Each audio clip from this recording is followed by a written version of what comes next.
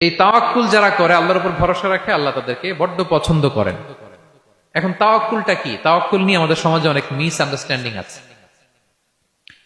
প্রিয় ভাইরা আমার, তাওয়াক্কুল হচ্ছে কর্ম শেষে ফলাফলের জন্য আল্লাহর উপর নির্ভর করা।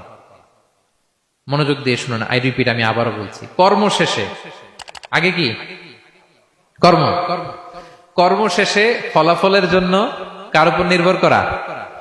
এখন আপনি কর্ম বাদ দিয়ে দিলেন, কিছু করলেন না, আর বললেন আল্লাহ ভরসা, যা করে আল্লাহ, আল্লাহ ভরসা, তাওয়াক্কাল তো আল্লাহ হয়েছে।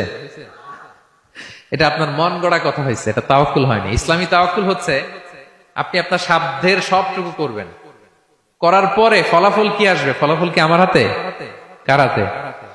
এই জন্য আপনি আল্লাহর উপর তাওয়াক্কুল করবেন, কিন্তু কাজ বাদ দেয়া যাবে না। অনেকে নিজেদের অপারগতা, দুর্বলতা, কর্মহীনতা আর অলসতাকে তাওয়াক্কুল বানায় ফেলছে।